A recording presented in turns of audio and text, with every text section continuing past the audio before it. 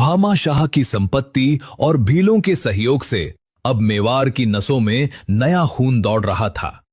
जो महाराणा प्रताप कल तक जंगलों में घास की रोटियां खा रहे थे, आज उनके हाथों में नई चमकती हुई तलवारें थीं और पीछे 40,000 वीरों की हुंकार थी। अब समय छिपने का नहीं, छा जाने का था। अब समय रक्षा करने का नहीं, बल्कि आक्रमण करने का था। साल था 1582 और दिन था विजयादशमी।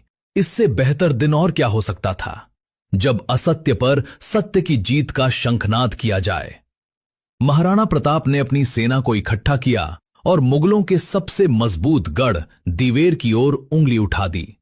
उन्होंने कसम खाई कि इस बार हम मुगलों को हराएंगे नहीं, बल्कि उनके दिलों में ऐसा खौफ पैदा करेंगे कि वे सपने में भी मेवाड़ का नाम लेने से डरेंगे। आज का एपिसोड उस महायुद्ध का है जिसे इतिहासकार मेवाड़ का मैराथन कहते हैं, जहां एक ही वार में दुश्मन और उसका घोड़ा जमीन में कील की तरह गाड़ दिए गए थे। अक्टूबर 1582 का महीना था। अरावली की पहाड़ियों में शरद ऋतु की ठंडक दस्तक दे रही थी। दशहरे का पावन पर्व नजदीक था, लेकिन मुगलों को अंदाजा भी नहीं था कि यह दशहरा उनके लिए काल रात्रि बनने वाला है। दीवेर, जो राजसमंद जिले में स्थित है, उस समय मुगलों का एक अभेद्य किला और सबसे बड़ी सामरिक पुलिस छावनी स्ट्रैटेजिक आउटपोस्ट हुआ करती थी। इसे मुगलों ने मेवाड़ की नाक दबाने के लिए बनाया था।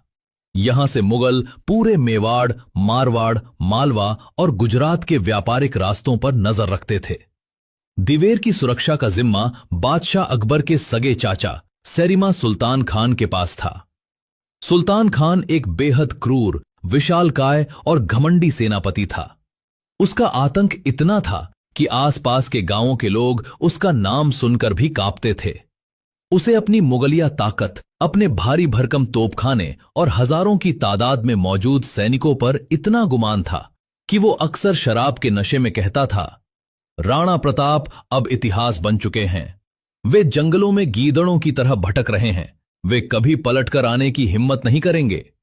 लेकिन सुल्तान खान भूल गया था कि शेर जब 2 कदम पीछे हटाता है तो वो डरकर भागने के लिए नहीं, बल्कि शिकार की गर्दन पर एक लंबी और निर्णायक छलांग लगाने के लिए हटाता है। महाराणा प्रताप ने इस बार एक नई और आक्रामक रणनीति बनाई थी।